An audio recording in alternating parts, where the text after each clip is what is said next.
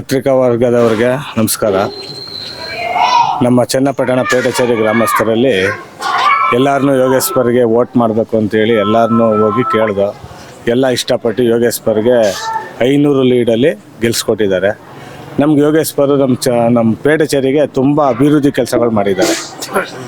ಚೌಟ್ರಿ ಕಟ್ಸ್ಕೊಟ್ಟಿದ್ದಾರೆ, arch ಮಾಡಿಸ್ಕೊಟ್ಟವ್ರೆ, bore ಮಾಡಿಸ್ಕೊಟ್ಟವ್ರೆ, ಮಸಾಣದಲ್ಲಿ compound ಮತ್ತು ಅಲ್ಲೂ ಒಂದು ಬೋರ್ ಮಾಡಿಕೊಟ್ಟಿದ್ದಾರೆ. ಊರಿಗೆ ಮಳೆ ನೀರು ಬಂದಾಗ ಪ್ರತಿ ಮನೆಗೂ ನೀರು ತುಂಬಿಕೊಂಡಿದ್ದಾಗ ಅಕ್ಕಿ, ದಿನಸಿ ಸಾಮಾನುಗಳು ಇವೆಲ್ಲ ಕೊಟ್ಟು ಕಷ್ಟ ಸುಖಕ್ಕೆಲ್ಲ ಭಾಗಿಯಾಗಿದ್ದಾರೆ. ಅವ್ರಿಗೆ ನಿಜವಾಗ್ಲೂ ನಾವು ವೋಟ್ ಕೊಟ್ಟದ್ದು ಕಮ್ಮಿನೇ. ಅವರಿಷ್ಟು ಅನುಕೂಲ ಮಾಡಿಕೊಟ್ಟಿರೋರಿಗೆ ನಾವು ವೋಟ್ ಕೊಟ್ಟಿರೋದು ಕಮ್ಮಿ. 500 ಲೀಡ್ ಕಮ್ಮಿನೇ ನಾವು ಕೊಟ್ಟಿರೋದು ಈ ಊರಲ್ಲಿ. ಹಂಗಾಗಿ ಕಷ್ಟ ಸುಖಕ್ಕೆಲ್ಲ ಭಾಗಿಯಾಗಿದ್ದಾರೆ. ಹಂಗಾಗಿ ಅವ್ರಿಗೆ ಹೆಚ್ಚಿಗೆ ನಮ್ಮ ಯೋಗೇಶ್ವರ್ಗೆ ಅಧಿಕಾರ ಸಿಕ್ಕಿ ಅವರು ಇನ್ನೂ ಊರನ್ನ ಅಭಿವೃದ್ಧಿ ಮಾಡಲಿ ಅಂದ್ಬಿಟ್ಟು ಇನ್ನು ಮುಂದಕ್ಕೆ ಸಚಿವರಾಗಿ ನಮ್ಮ ಊರನ್ನ ಇನ್ನೂ ಅಭಿವೃದ್ಧಿ ಮಾಡಲಿ ಅಂತೇಳಿ ನಮ್ಮ ಯೋಗೇಶ್ವರ್ ಅವ್ರಿಗೆ ಕೇಳ್ಕೊತೀವಿ. ಮಾಧ್ಯಮ ವರ್ಗದವರಿಗೆ ಕ್ಷೇತ್ರದಿಂದ ಸ್ಪರ್ಧಿಯಾಗಿದ್ದ CP ಯೋಗೇಶ್ವರ್ ಸರ್ಗೆ ಬಹುಮತಗಳಿಂದ ಈ ಬಾರಿ ಚುನಾವಣೆಯಲ್ಲಿ ಗೆಲುವು ಸಿಕ್ಕಿದೆ.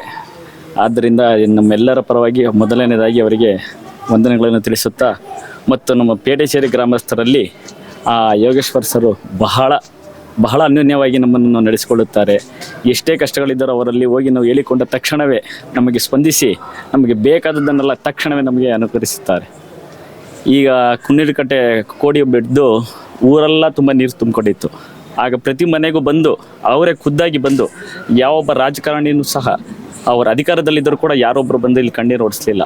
ಅಂಥ ಕಷ್ಟದ ಸಮಯದಲ್ಲಿ ಯೋಗೇಶ್ವರ್ ಸರ್ ಬಂದು ಪ್ರತಿ ಮನೆಗೂ ಭೇಟಿ ನೀಡಿ ಅವರ ಕಷ್ಟ ಸುಖಗಳನ್ನು, ಬಡವರ ಕಣ್ಣೀರನ್ನು ಒರೆಸಿ ಅವರಿಗೆ ಬೇಕಾದ ಸೌಲಭ್ಯಗಳು, ಅಡಿಗೆಗೆ ಬೇಕಾದ ಸಾಮಗ್ರಿಗಳು ಪ್ರತಿಯೊಂದು ತಲುಪಿಸಿ ಕಣ್ಣೀರನ್ನು ಒರೆಸಿದ್ದಾರೆ.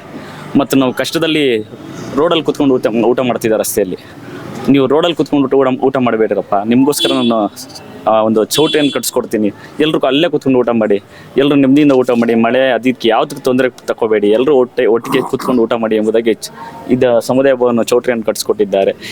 ಮತ್ತು ಸ್ಮಶಾನಕ್ಕೆ ಕಾಂಪೌಂಡ್ ಹಾಕಿ ಅಲ್ಲೊಂದು ಬೋರ್ ಹಾಕ್ಸ್ಕೊಟ್ಟಿದ್ದಾರೆ. ಊರಲ್ಲಿ ನೀರಿನ ತೊಂದರೆ ಅಭಾವವಾಗಿತ್ತು. ನೀರು ಕುಡಿಬೇಕಂದ್ರೆ ಅಲ್ಲೆಲ್ಲೋ ದೂರದಲ್ಲಿ ಹೋಗಿ ನೀರು ತೊಗೊಂಬರ್ಬೇಕಾಗಿತ್ತು. ಯಾರು ಊರು ಬಿಟ್ಟು ಹೊರಗಡೆ ಹೋಗಬೇಡಿ ಅಂತ ಊರಿನ ಜನಗಳಿಗೋಸ್ಕರ ಒಂದು ಬೋರ್ ಹಾಕ್ಸ್ಕೊಟ್ರು. ಪ್ರತಿ ಮನೆಗೂ ನಲ್ಲಿ ತಗೊಂಡು ಇವಾಗ ಎಲ್ಲರೂ ನೀರು ಕುಡಿತಾ ಇದ್ದೀವಿ. ಎಲ್ಲ ಹಳ್ಳಿಗಳಿಗೂ ಯಾವ ಥರ ನೀರು ತುಂಬಿಸಿದ್ದಾರೋ ಅದೇ ರೀತಿಯಾಗಿ ಟೌನಲ್ಲಿರೋ ನಮಗೂ ಸಹ ನಮ್ಮ ವಾರ್ಡ್ನಲ್ಲಿರುವ ಪ್ರತಿ ಮನೆಯಲ್ಲೂ ಅವರ ಹೆಸರಿಂದ ಎಲ್ಲರೂ ನೀರು ಕುಡಿತಾ ಇದ್ದೀವಿ.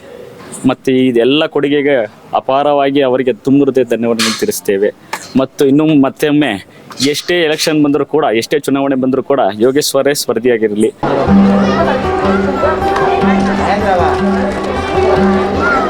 ಚೆನ್ನಾಗಿರುತ್ತೆ.